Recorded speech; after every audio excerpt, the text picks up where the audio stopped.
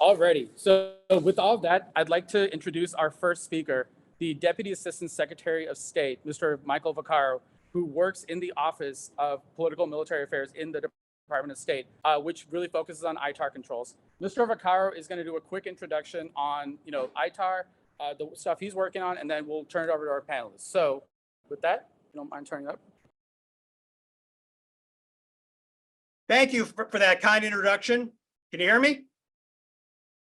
Good, good. Well, good morning for Washington, and thank you for that introduction and for hosting today's event. I'm honored to join you, albeit virtually today, to introduce the session on the Make in India policy and U.S. defense export controls. We are meeting here today at a very consequential time in our relationship. Over the past 8 years, our defense partnership has become a pillar of peace and stability in the Indo-Pacific region. And whether it's cooperation between our militaries or the steady increase in co-production between our defense industries, our partnership is, and some have said, moving from strength to strength. As the new Deputy Assistant Secretary of State for Defense Trade Controls, our Bureau is responsible for advancing security cooperation with allies and partners around the world. And we do this by managing over $180 billion in annual defense trade and nearly $7 billion in security assistance. This broad portfolio also includes, of course, strengthening our strategic and consequential security partnership with India. Let me take a moment to explain how we are strengthening the defense trade relationship between our two countries. Both direct commercial sales and foreign military sales, our DCS and FMS, respectively, are tools the U.S. government uses to advance our foreign policy and national security interests. And my Bureau is responsible for ensuring these sales advance these priorities while also complying with U.S. laws and regulations. One of the applicable sets of regulations is the International Traffic in Arms Regulations, or the ITAR. Some of you may have heard of it before today, while for others, it may be a brand new term. If there is one thing I would like for you to take home today, it is that the ITAR is not a barrier to the U.S.-India defense trade relationships. It is a shield, protecting the national security of the United States and our partners, as well as our technology and our competitive and economic advantage from the adversarial countries in the region. These rules of the road are only growing more important in this era of strategic competition. With growing challenges in Europe, the Indo-Pacific, and everywhere in between, the demand for U.S. defense articles and services has never been higher. To give you a sense of scale, PM manages, our Bureau, Political Military Bureau, manages over $180 billion in annual defense trade, including $13 billion in foreign military sales to the Indo-Pacific, an increase of over 30% over the previous year. This extends to our defense trade with India. In 2013, the Bureau of Political Military Affairs, since 2013, the Bureau of Military Affairs has authorized over $15 billion in direct commercial sales to India, including approving the historic GE F414 co-production agreement last year. India's defense purchases from the United States have given the Indian military important capabilities that India has used to perform missions at home and abroad, while transporting relief supplies throughout the world and guarding the seas from complex maritime threats. The defense trade we conduct has vital consequences for both of our countries' interests. The ITAR is not impeding this work from happening. It makes this robust system of defense trade possible, ensuring that defense trade advances key U.S. foreign policy and national security interests, promotes interoperability, and strengthens our unmatched network of alliances and security partnerships across the globe. The ITAR, in addition to our system of export controls more broadly, helps to ensure that our allies and partners, including India, continue to enjoy our shared competitive technological edge over competitors like the PRC and Russia. Let me dive a little deeper into how this works. The ITAR does this by regulating the export, temporary import, brokering, as well as re-export and retransfer of technologies that provide a critical military or intelligence advantage. Broadly speaking, the ITAR requires U.S. companies to request authorization from the U.S. government before providing U.S. defense articles and defense services to our foreign partners. This encompasses the transfer of data as well. These rules also call for foreign recipients to ask for U.S. government permission before sharing these defense articles with parties that are not on the original authorization. The ITAR enables the U.S. government to determine whether our foreign partners have the proper controls in place to protect those technologies so that they do not fall into the wrong hands. The regulations build in checks to make sure we are all responsibly engaged in defense trade. As India expands its role as a defense manufacturer, you will also have to conduct a similar set of calculations to ensure that your own defense trade appropriately manages risks and secures India's national interests. Having said all that, I want to highlight one area where we can work together with industry partners from the United States, as well as that network of allies and partners I mentioned earlier, and that's industrial capacity. We are witnessing a tectonic shift in security assistance and cooperation, spurred by the war in Ukraine and increased tensions in the Indo-Pacific and Middle East, creating an incredible rise in demand for U.S. defense material and cooperation. This has put an unprecedented spotlight on global arms trade policies and processes, including sales, assistance, and export controls. And it has transformed the scale, scope, and speed at which the United States is expected to operate.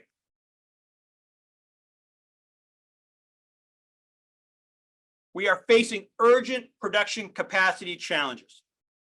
And as you've heard me say maybe in other forums or other senior government officials, production is deterrence. Winning or deterring a conflict requires a defense industrial base that can sustain production over time and generate massive quantities of munitions of all types. Where appropriate, the United States will identify and pursue opportunities for foreign production to bolster the U.S. defense industrial base.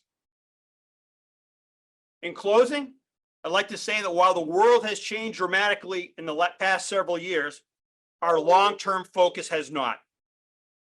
While we face incredible challenges, we are also making history, revitalizing our alliances and partnerships in new and innovative ways to strengthen our defense and deterrence, safeguard democracy, and meet the challenges of our time. The ITAR is an enabler in this fight by creating pathways to defense industrial cooperation, while also helping to ensure that destabilizing adversaries do not erode the technological edge shared by the United States and our allies and partners like India. And we need your help to meet this mission. Protecting our technology, engaging in co-development and co-production, and strengthening the robust and growing defense trade partnership that keeps our people safe and prosperous. I want to thank you for the opportunity to provide these opening remarks today. And I look forward to my next trip to India, where I can actually meet with you in person to discuss this further. And with that, I'll pass the baton, and again, wish you all a very successful conference. Thank you. Thank you so much, Mr. Vaccaro.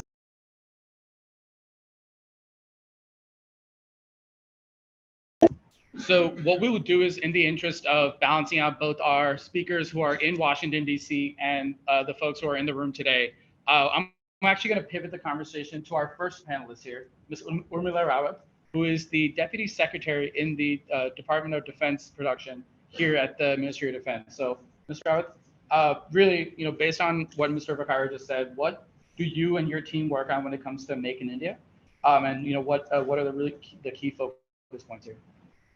Well,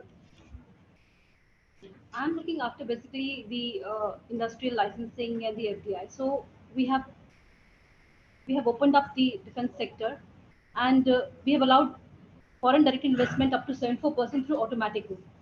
So any investor, foreign investor, can come and invest with an Indian startup here or Indian small company over here, and set up their facility and start co-production and co-development here in India. So that's one thing that we are doing. And the other thing is about the licensing. So whatever items that one is going to manufacture over here, if it is covered under the licensing regime of the government of India, then defense industrial licenses are being issued. And it's a very simple process in the sense everything is online. Consultation is done with our stakeholders, and then we issue the defense industrial license. And there are certain conditions that you have to abide while setting up your facility over here. And it's necessary that whatever is being manufactured here is legally correct, so that you do not face any problems subsequently at a later stage when you're actually into mass production, and then you realize, oh, this is what should have been done. And once you have started production, of course, what do you call, your customer may not be the Indian Defense Forces alone. It could be exports also. So when you go in for exports, again, we, like ITAR, we have our own export regulations over here in Government of India. We have a COMET list, which is specially special chemicals, organisms, materials, equipments, technology. That's a special list of there's a special list of items which is issued by our Directorate General of Foreign Trade, and any export of the items which are covered in this COMET are licensable. You need an authorization for export of such items. So like ITAR, like you have to, Government of India also requires that whatever is being exported from here, it is going in the right hands. And we also do a verification of the customers that you have actually come into collaboration with for export of your items. So all that necessary checks and balances you have to do while engaging with your foreign partners. So this is how we do here. Excellent. Thank you so much. So I love the way you framed it in terms of the list of items and the licenses you have to get for different types of items depending on what you're exporting. So to that end, I'm going to actually pivot to Mr. Sho Morimoto and Mr. Dave Lopez from the Department of State. Both of them work on different aspects of the ITAR process and are involved in some of the different regulatory elements when it comes to ITAR. So with that, Sho, I'm going to turn it over to you first. Would you be able to walk through your role in the process, what you specifically work on, and then Dave, I'll ask you to do the same thing. So I'm going to. Sure. Good afternoon. I'm Sho Morimoto from the Office of Defense Trade Controls Licensing.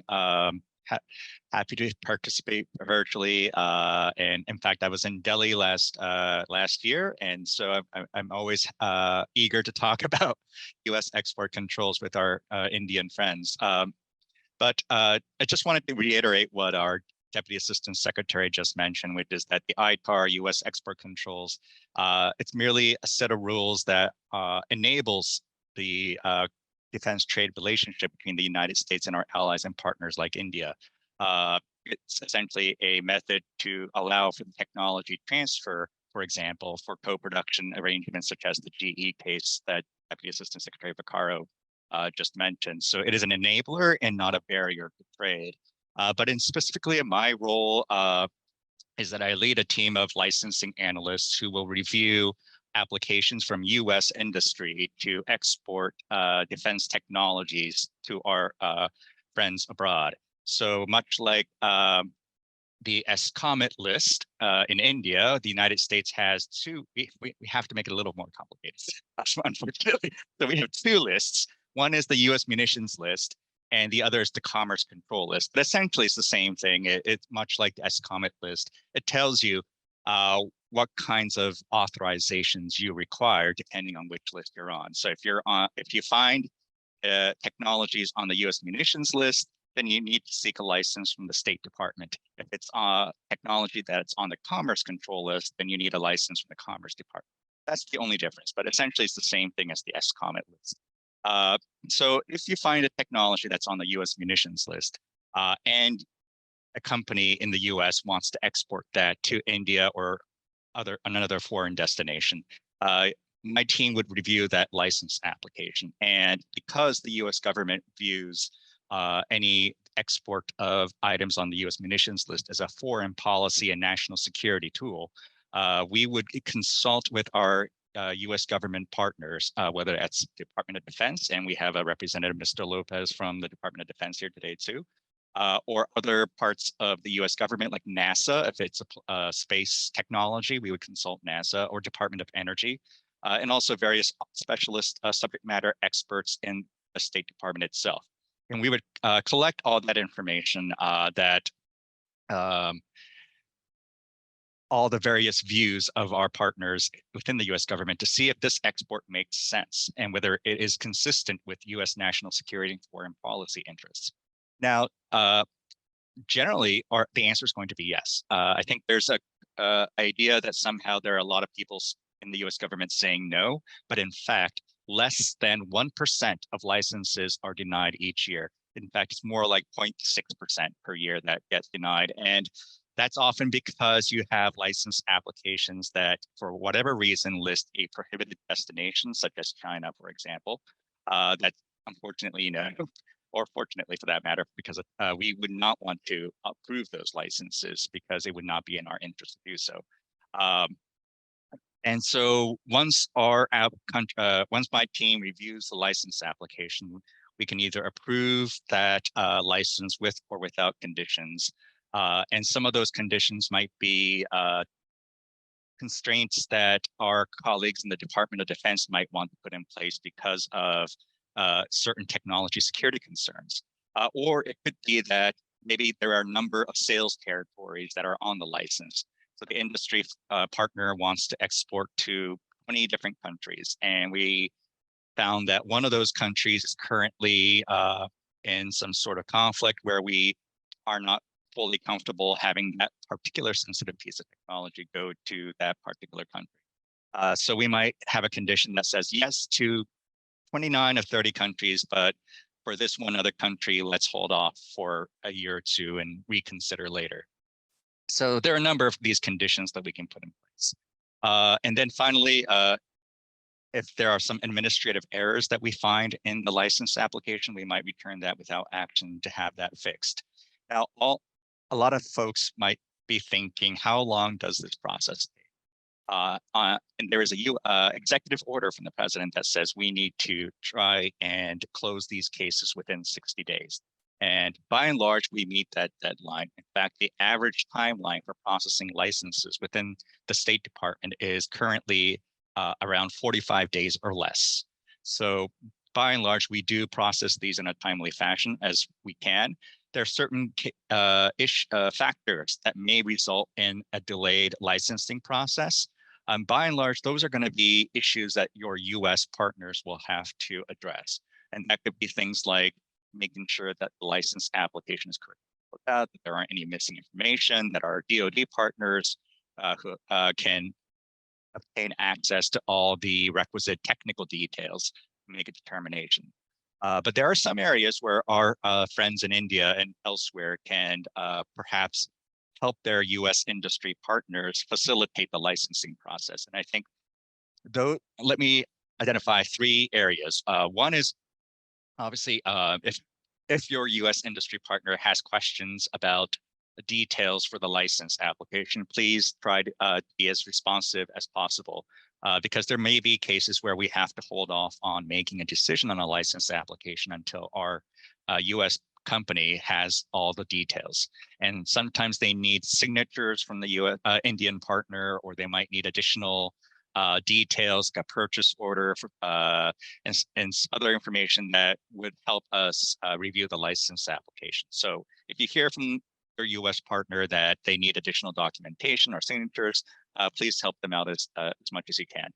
The other potential area where you might face additional time added to that kind of 45-day average is the end use monitoring. So by law, the Arms Export Control Act requires the State Department to maintain an end use monitoring program, which is essentially just a way for the US government to verify and conduct due diligence.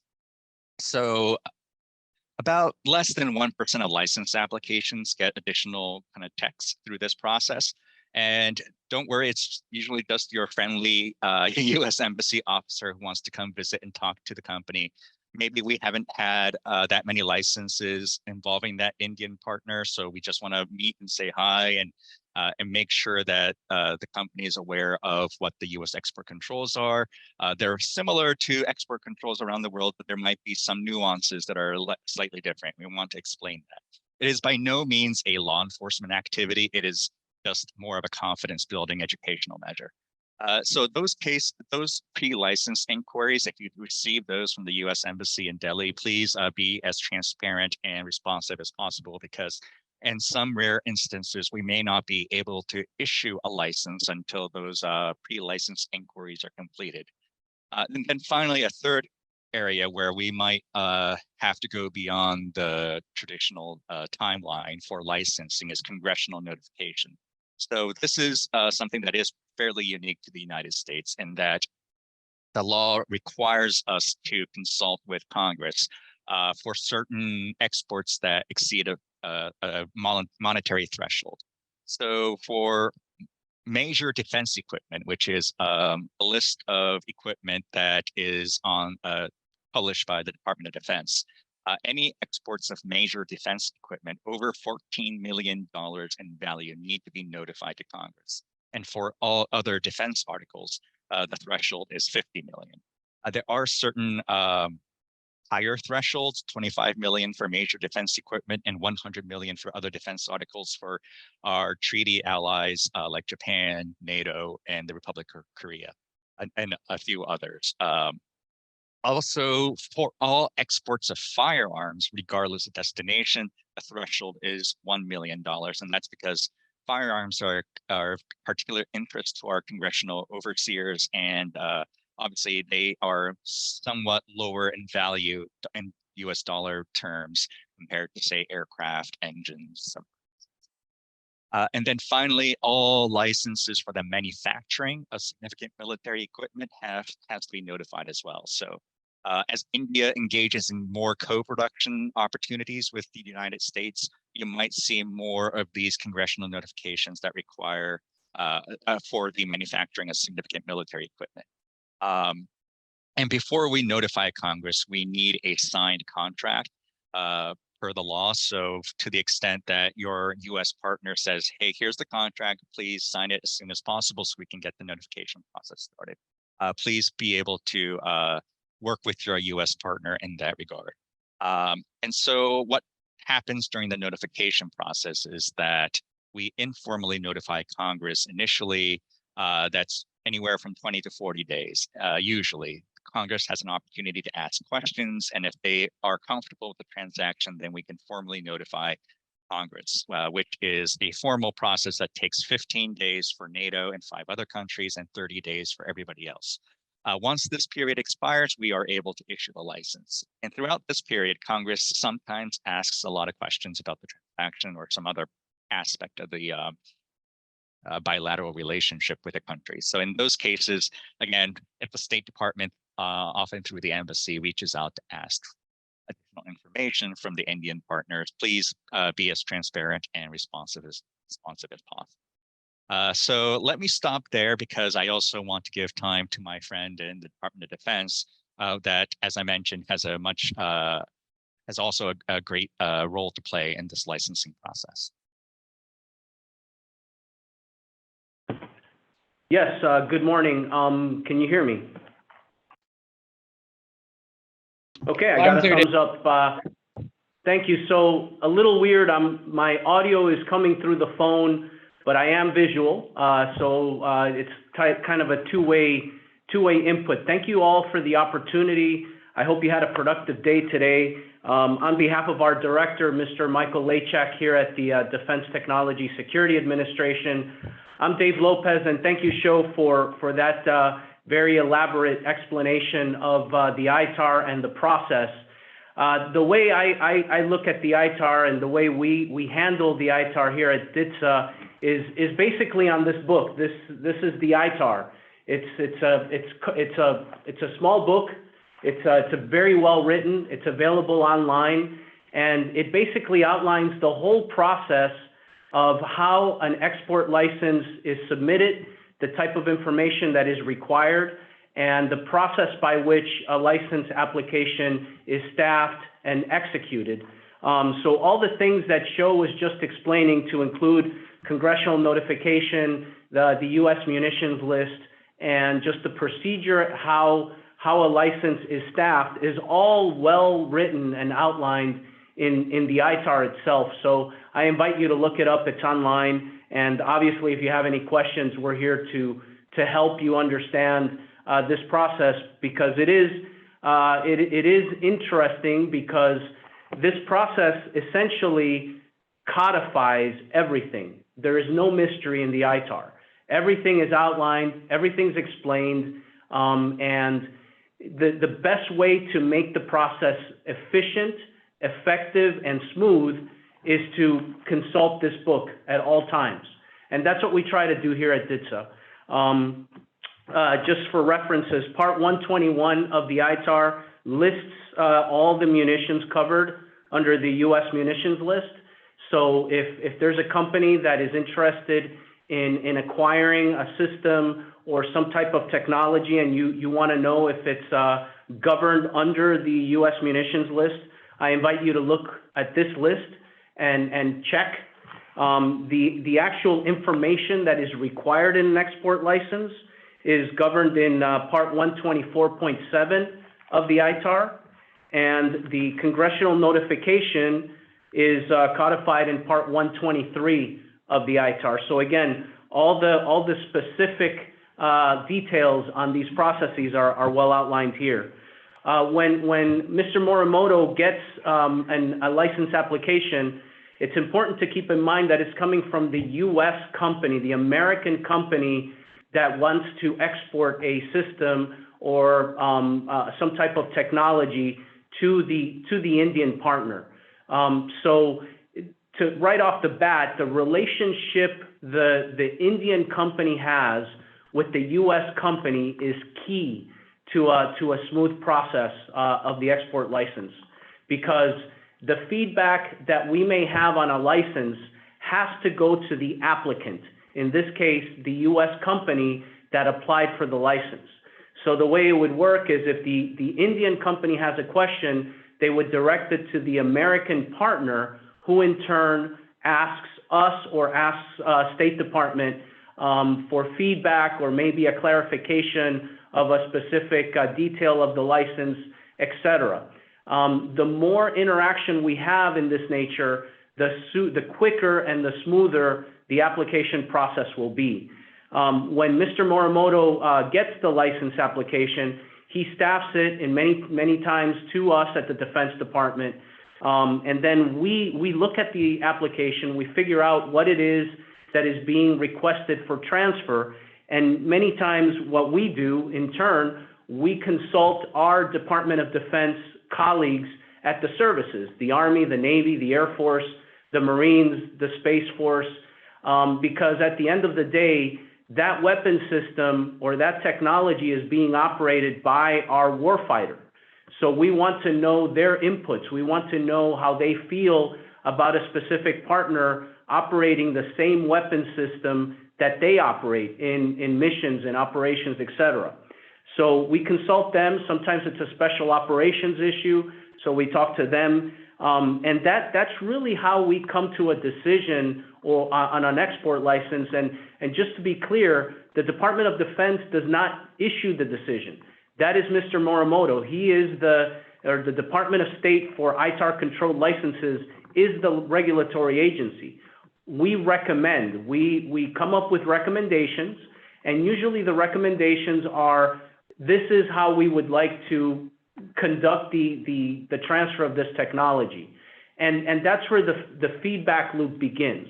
Sometimes the company, the American company, wants to get more clarification as to what the specific caveats or provisos may be. They may consult with the Indian company on those provisos and caveats, and that feedback loop is crucial to a smooth process. As Mr. Morimoto was saying, we strive to turn the license application, or at least convey our recommendations on the license within 45 days.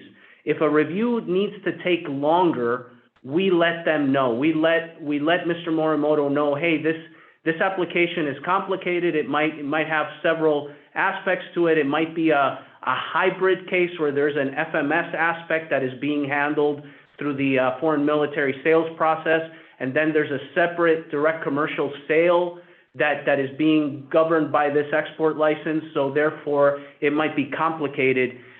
If we see that coming, we let everybody know so that there is no mystery. And then at the end of the day, the applicant should have a response within 60 days, as Mr. Morimoto. That's our policy. That's a presidential order. So we try to keep it as short as we can, but also as elaborate and as smooth as we can.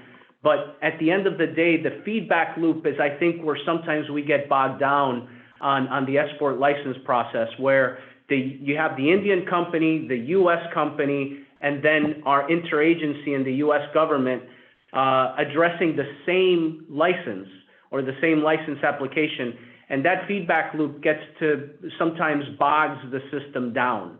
So communication is key to a smooth licensing process. And again, if any of our Indian partners, the Department of Defense Production, or any of the companies represented here have questions about this process, please consult us. You have colleagues here at the Department of Defense. You have folks at the Security Cooperation Office at the Embassy, and you have our colleagues at the State Department. We're all very interested in improving and increasing our cooperation with India. We share the same values, we hold the same principles, and we also understand the importance of working together to achieve our common values. So with that, I turn it back to the panelists and the moderators, and happy to entertain your questions. Thank you.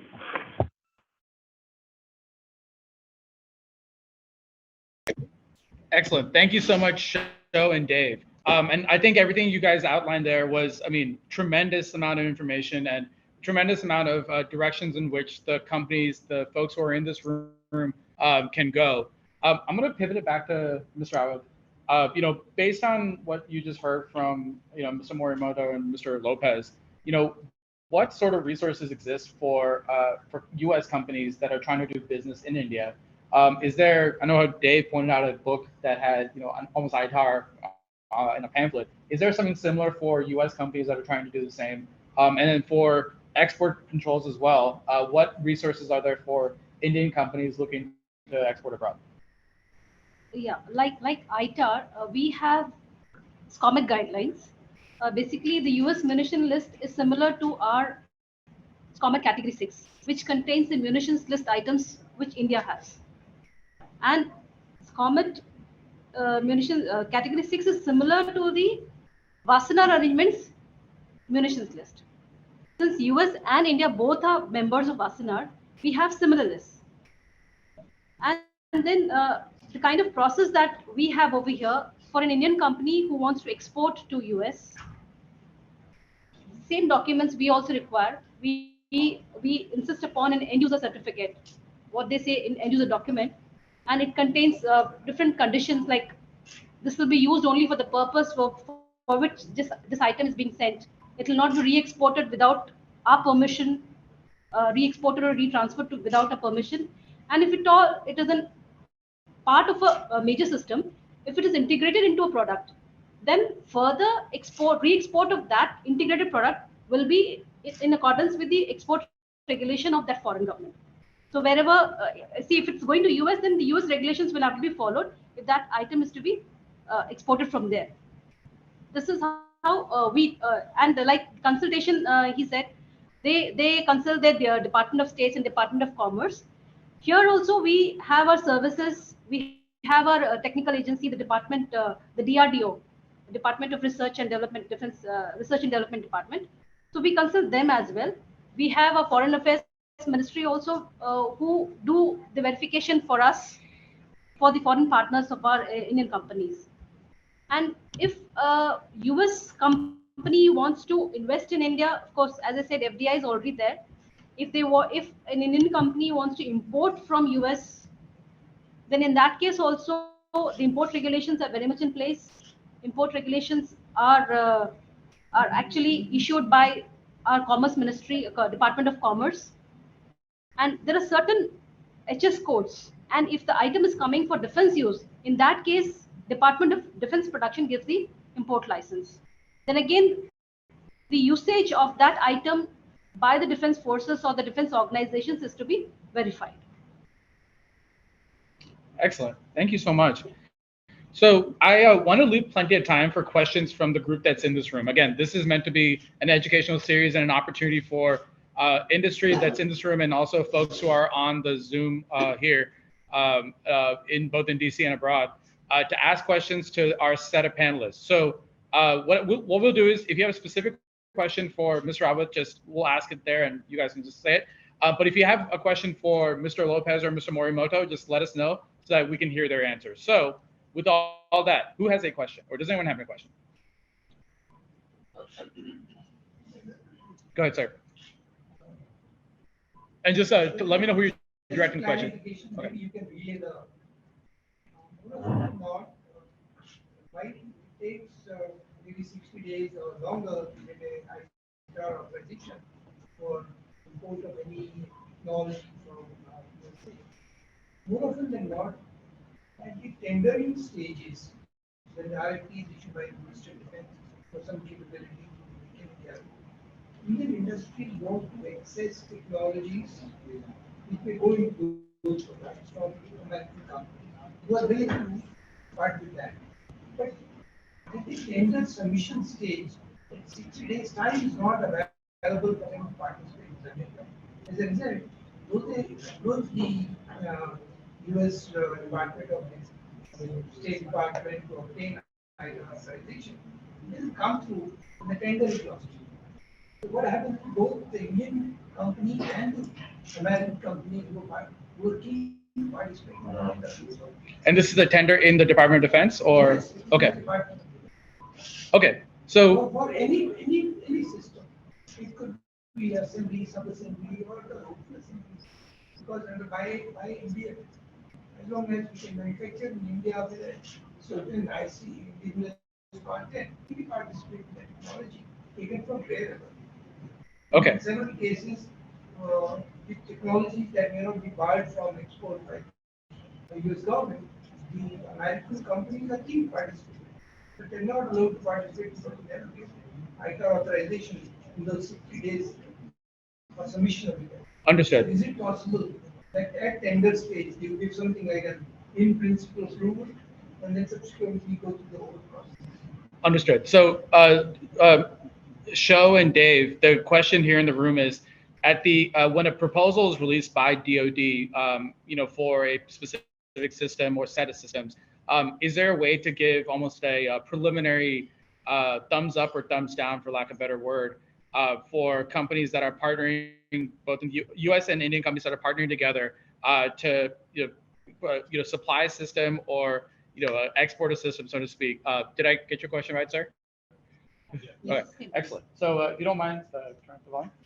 So Michelle, we'll start with you. Just give us a second so we can mute here. And Sure. So if the question is, if the DoD releases a proposal, is there a way to get some sort of pre-authorization?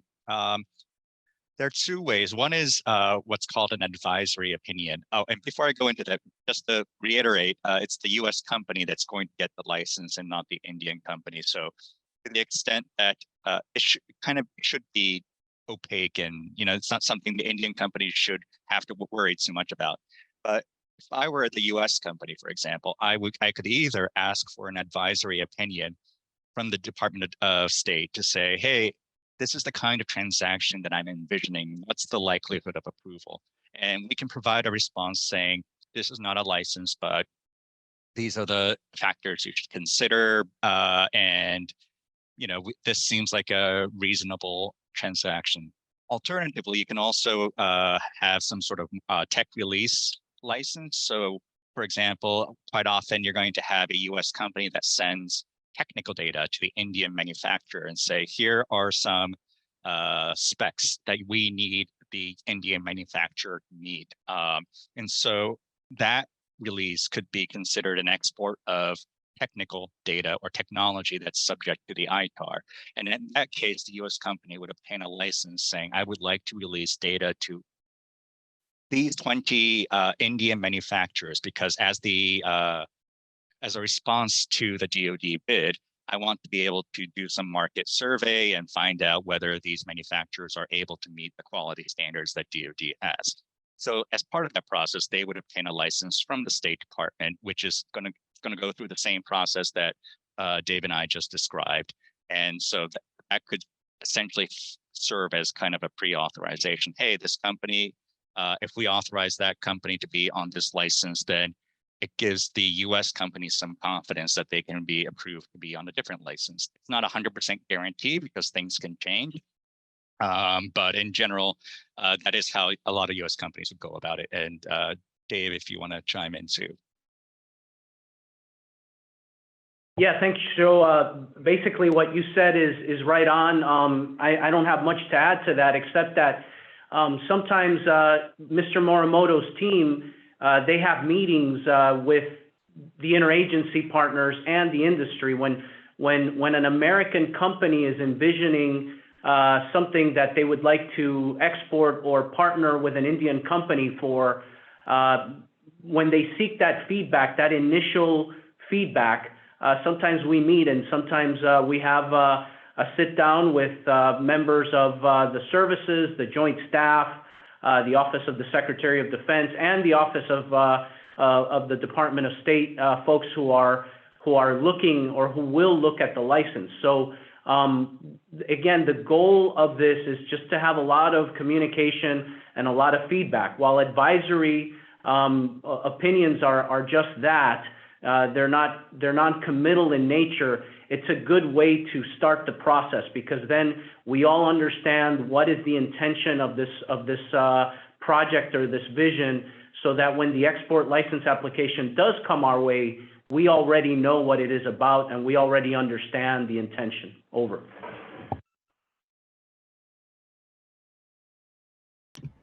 Joe and Dave, thank you so much. So, we have another question in the room here.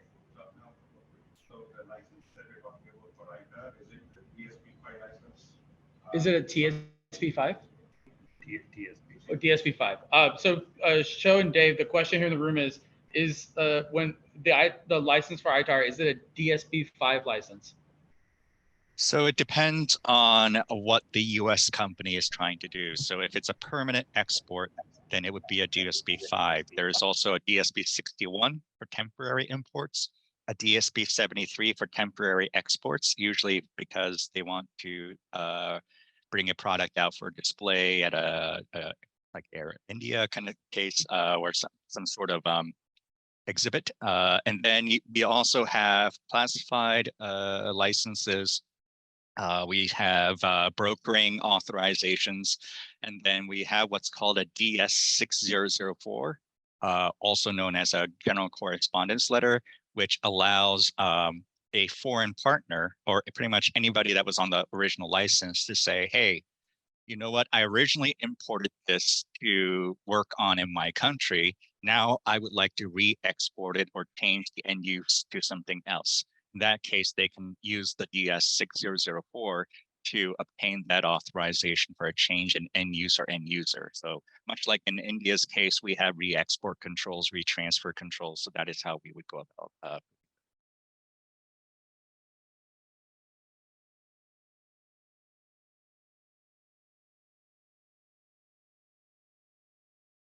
Over to you. So the follow-up question here, Sho, is can you use the same license for CUI and DFARS related information? Can you say that again? Can you use the same license for CUI and DFARS related information? So the license is only for the release of information that's described in the U.S. munitions list. So if there's information that is subject to a different regulation like DFARS, there could be overlap, but it's not the same thing. So our licenses would only cover certain items that are on the U.S. munitions list. There may be other regulations that apply to exports of commerce controlled technologies. So you would have to determine which list this information resides on. And over to you. Thanks, Sho. And just for the room, DFARS, the acronym is Defense Federal Acquisition Regulations, which is quite literally a 6,000-page book of rules and regulations that the U.S. Department of Defense uses for any sort of procurement. So if you are looking to put yourself to bed tonight, I recommend going to Google and looking up what DFARS is, because it is very dense and very boring. Are there any other questions in the room? Go ahead, sir. So first question, I think most of the audience here in this room is related to the third voting reason, that is into defense production. So how difficult or how easy it is for us to get that? The second question is, the audience here is also comprising of innovators and MSMEs. Again, as per ITAR regulations and defense licensing regulations of India also, you need a lot of clauses which I think MSMEs or a startup may not be able to meet. So can a channel be established under INDUS as a program itself, that we can have a direct exchange? So for that second question, Mr. Raut, I mean, do you have a good answer for that? Well, as of now, we don't have any such channel, as you said. Whatever facilitation that Defense Production, Ministry of Defense Production can do, we certainly will be helpful to all the startups if at all they want to import anything from the US or want to export from them. But then the regulations, while exporting, the regulations are to be followed, and while importing, of course, if you're manufacturing a defense item, then if it is licensable for manufacturing, you'll have to take a license for that. So under ITEX, all the credibility of the company are already proven or evaluated at regular intervals from India also, and whatever innovation is taking under NSI from US side. So can that be taken as the checkpoints and help in facilitating a direction to the channel? I would say, I mean, I think it's a very preliminary thing to say that right now. I mean, I know there's definitely, I mean, I'm speaking this as an ensign, government employee. I think there's definitely, I think the INDUS-X initiative is definitely making moves toward at least understanding what the barriers are, right? I mean, with this panel, especially knowing that, the specific forms and specific regulations that you have to do, who you have to contact, I think that is definitely making a step forward. But I mean, I would probably say it's a ways away before we use, specific programming or specific initiatives to help smooth the way either on the ITAR side or I would say probably on the Make in India side. Go ahead, ma'am. I just want to build on what he said, right? As of now, we are not trying. I think the essence, what we are trying to build through this collaboration is not just that, we follow one party's rules or one party's licensing. Can we work together towards one framework that addresses both issues?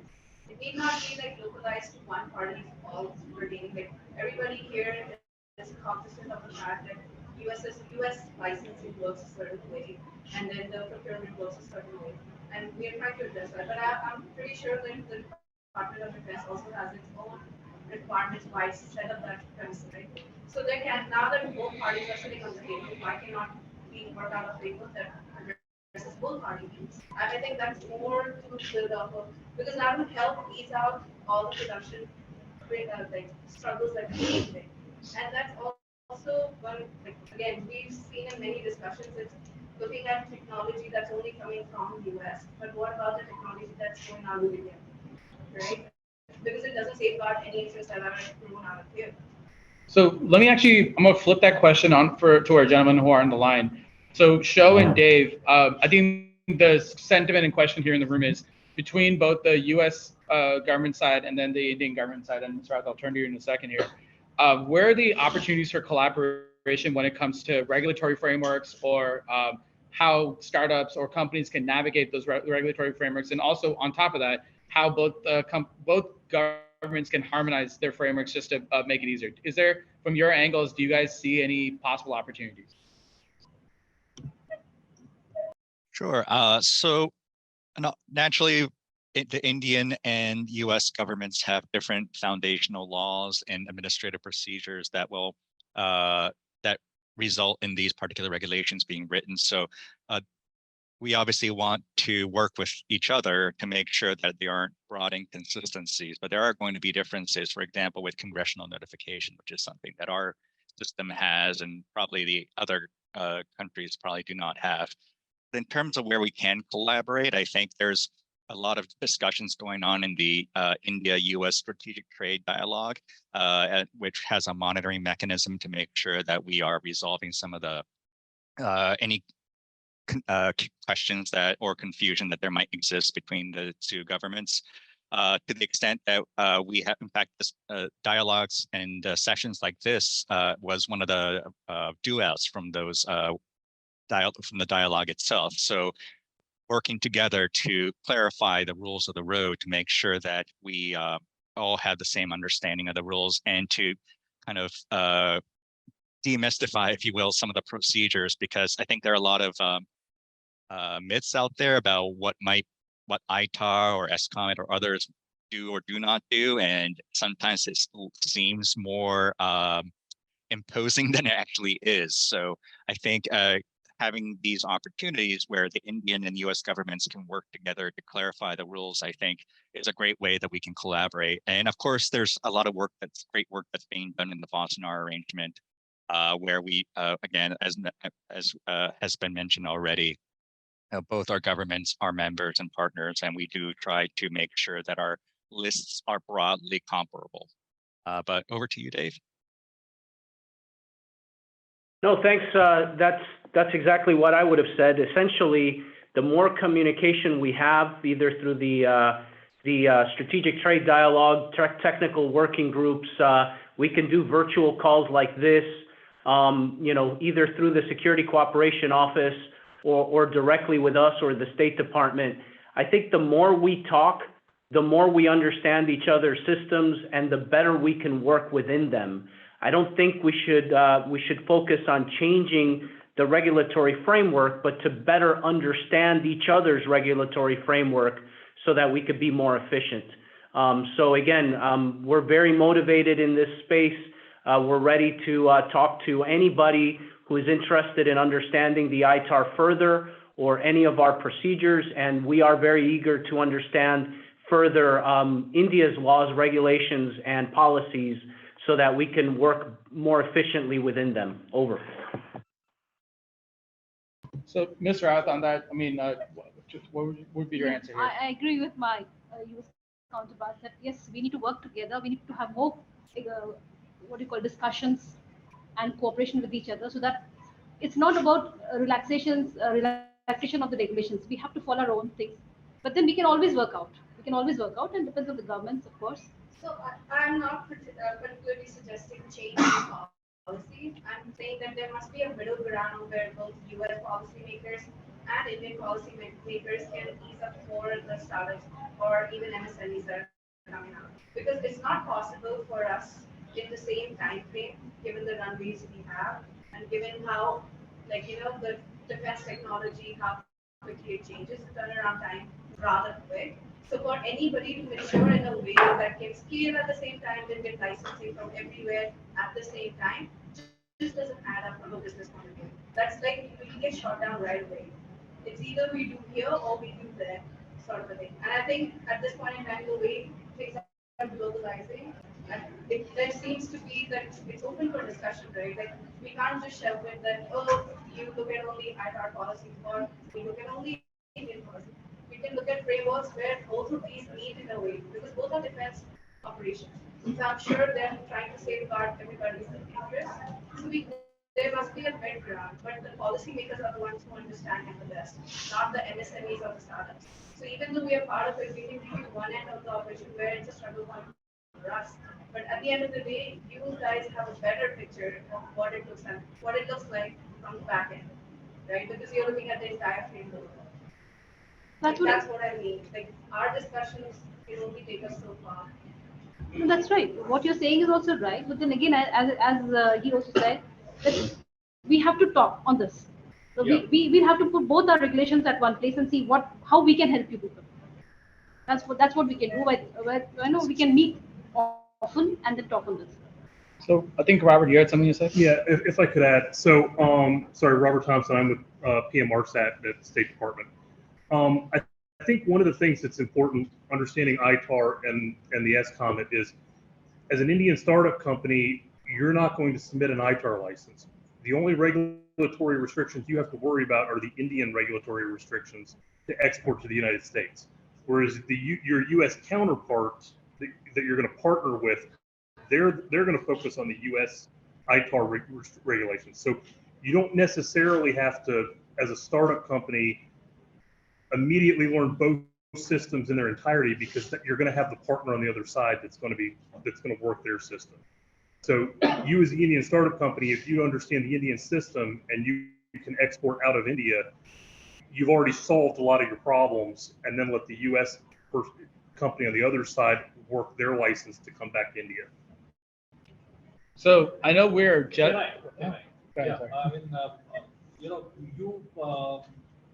As a administrative point of view, US government and Indian government both has got right platform to have interaction, and they need time to settle down.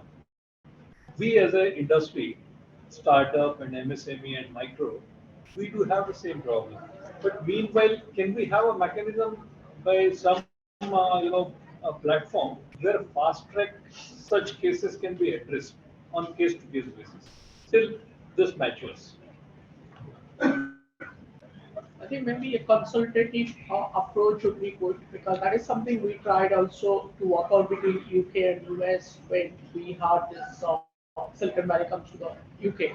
So what we tried is the technology that was actually solving problem for UK or a particular part of it, and most of the investors as well as industry partners were from Silicon Valley.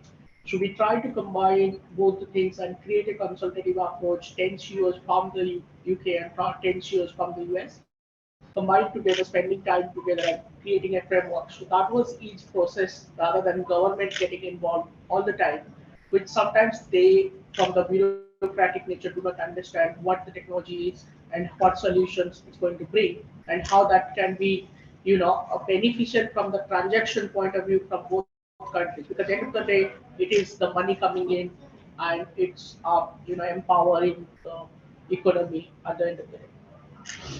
So if that's something can be created as part of Indus, that would be great. I mean, I think the good news is that forums exactly like these are meant to not only be, a place where you can learn about ITAR and Make in India, but also, to be honest, a sounding board, right? And I think you have quite literally the experts right here who are working these issues on a day-to-day basis. So at the very minimum, Robert, as you go back to DC, and Mr. Rawat, as you're going to head back to South Block, I mean, this is feedback that you can take and see if there's ways to make it work. But I think, again, hearing from the folks who are in this room and, understanding where the pain points are and what could be adjusted or whatever else, or the experience for each of the startups here and online, I think I would say it's probably beneficial for both governments. But my request to Urmila ma'am will be maybe create a Indus springboard within IDEX or maybe just outside IDEX, so that things can be smoothened up and also the dialogue can be happening both sides and taking it to the next level in terms of. That can be thought of, but the first thing what we would like to know from the industry exactly the pain point. What exactly are you facing? So, ma'am, there are many. I mean, coming from maybe this is not the right podium to talk about it. I work with almost 130 plus veterans as well as state startups. There are many problem statements when they are having discussions with the US counterpart, particularly technology transfer, the intellectual property, and investments. And somewhere down the line, they spend almost 45 to 60 days. And when they approach for the 10 break, because under the Startup India policy, we also have that you don't need anymore the 3 years and all the caps that we used to have. So when they go through, then suddenly they realize, oh, this is what we left and we couldn't do it.